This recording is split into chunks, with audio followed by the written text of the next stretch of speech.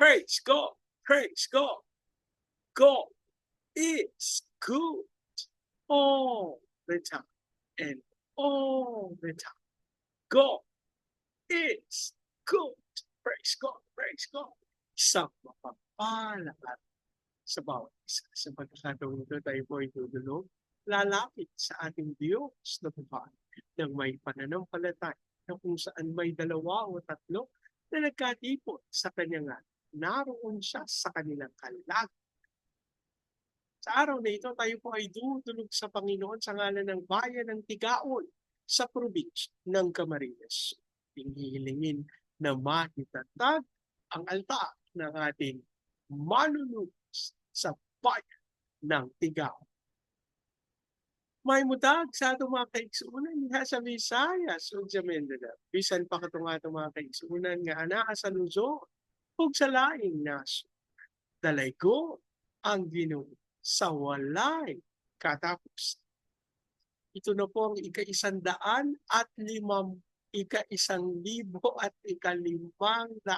araw ng ating sama-sama pananalangin. Tayo po'y nagpapasalamat sa Panginoon sa pagkakataon na tayo kanyang tinipon para sa gawain. Ang atin pong pagsambay mula sa Aklat ng Mga Awit, 79 na kabanata. Ang talata po ay 5. Iyang iyong galit sa amin, O Yahweh, hanggang kailan ba kaya matatapos?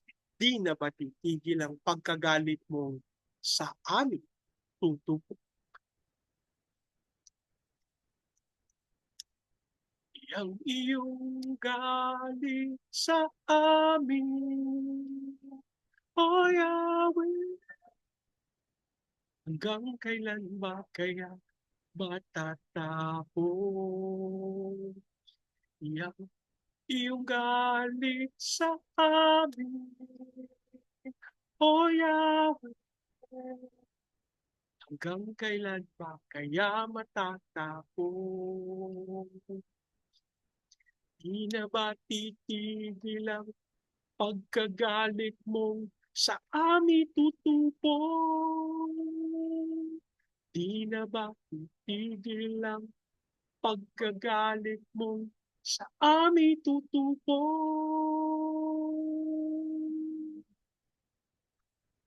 Manaming Diyos na makapangyarihan sa lahat, kami po'y nagpapasalam sa pagkakataon na minsan pang makadulog at makalap sa iyong bandalan. Diba kami po'y nagpapakupo, humihingi ng tawad sa lahat naming pagkakasala, ng aming panalangin ng lahat ng kasinungalingan at lahat ng kasalanan na aisip, nasabi at nagawa. Panginoon, linisin ang banal na dugo ng aming manunubos. Habang amin din kung idinudulog sa iyo, Panginoon, ang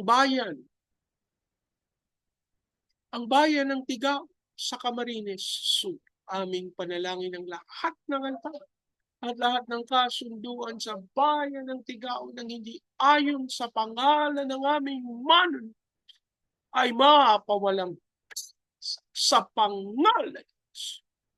Ang aming panalangin sa pangunguna ng iyong Santo Espiritu, maitatag ang altar ng aming Panginoong Hesukristo sa bayan ng Tigaon.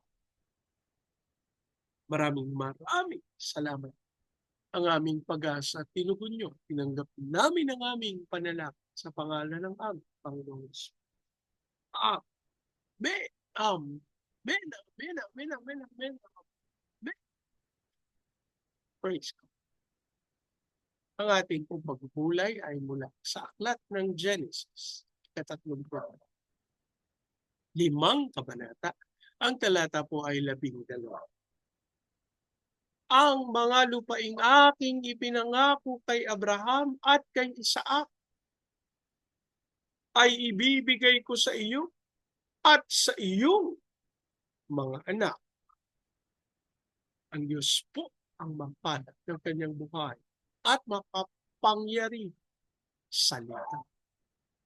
Kapag atin pong binalikan ng pangako ng ating Diyos sa ating nunong Abraham, kay Isaac, Ang mga pangako pong ito ay binitiwan matapos na kanyang anyayahan ang nunong Abraham na lisanin ang kanyang bayan at ang kanyang sambahayan. Alam niyo po, isang napakalaking katotohanan na dapat nating mabati kasama sa ating pagtugon sa Panginoon, ang ating pag-iwan sa ating mga pamilya. Ano ibig sabihin niyan, Bernie? Hindi na kami susuporta, papabayaan na lang namin yung aming mga pamilya. Kung iyan po ang inyong tinanggap na kautusan galing sa Panginoon, wala po ako magagawa. Sundin niyo po.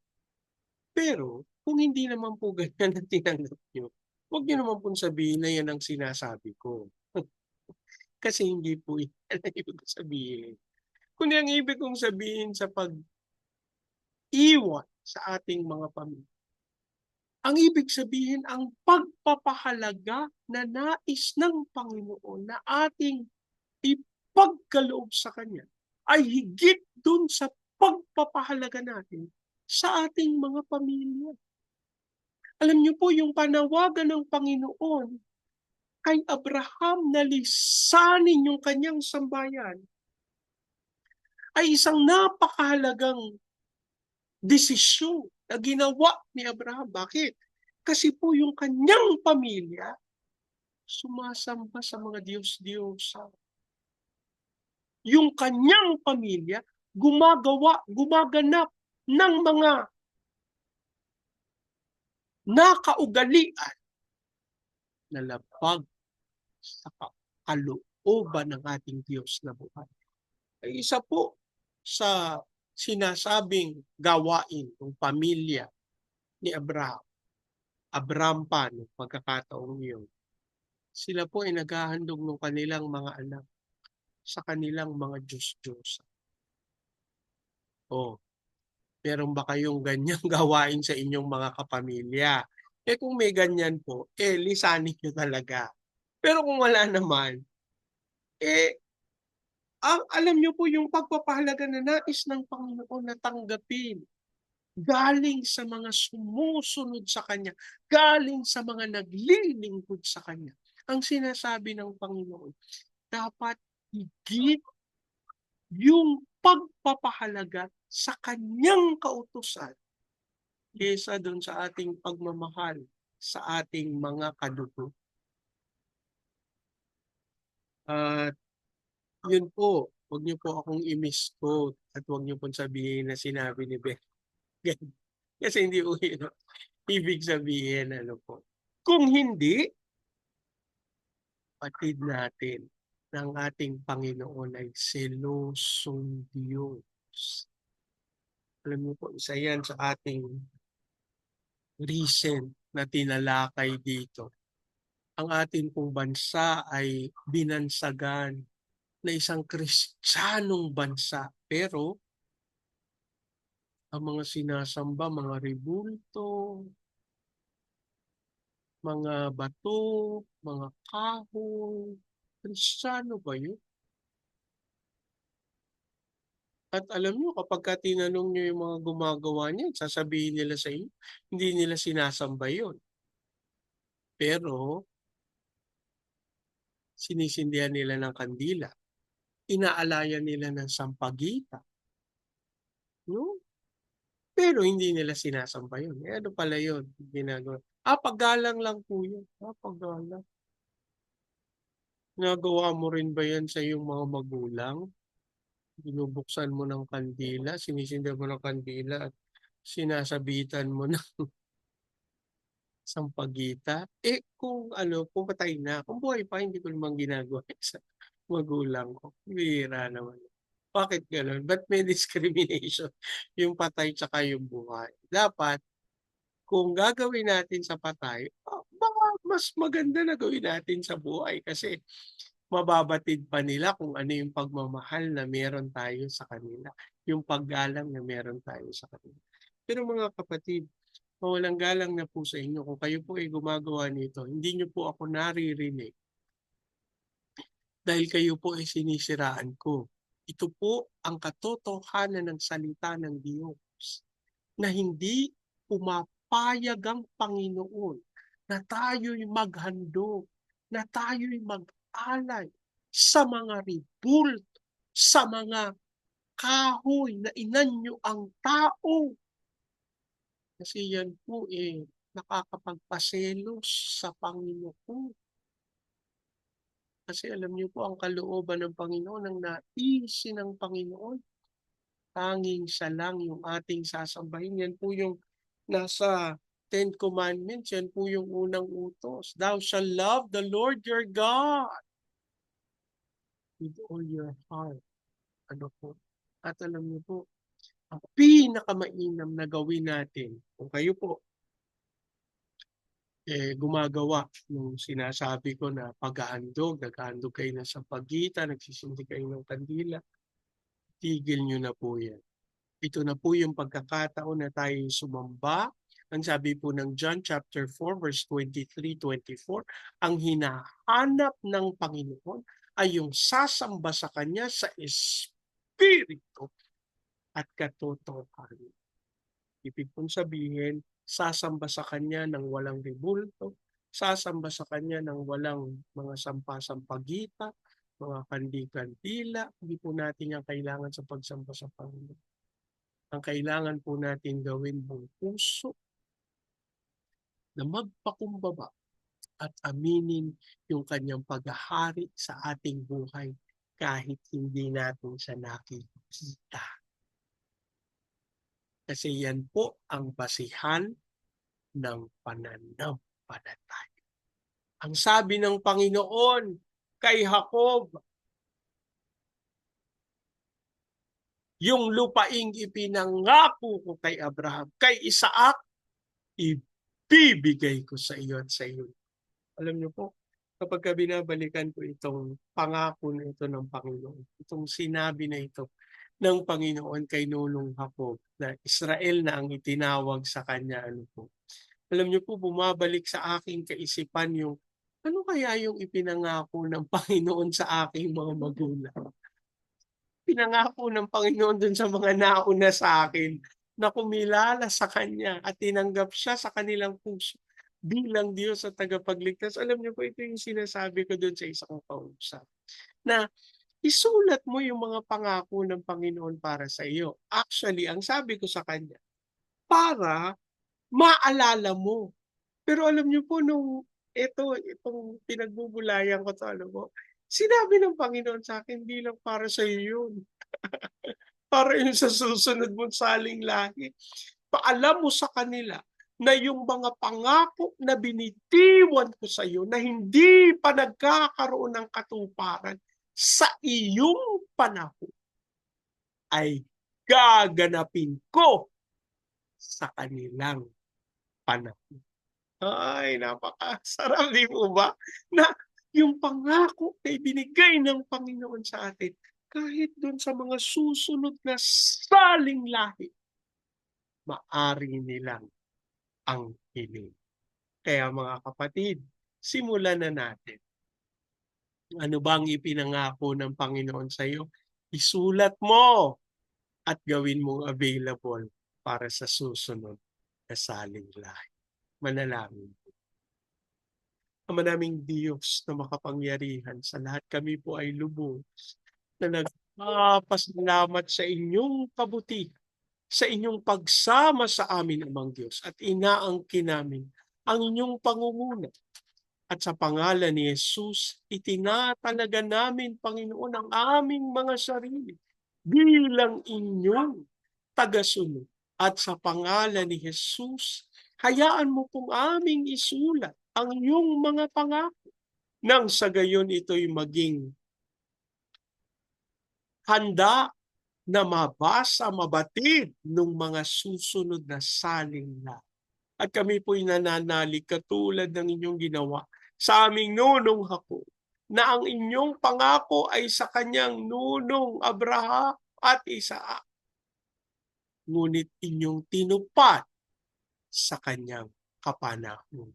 Kami po'y nagpapasalamat. Kami po'y nananalig. Panginoon, yung mga ipinangako mo sa mga nauna sa amin, magkakaroon ng kaganapan sa amin panahon.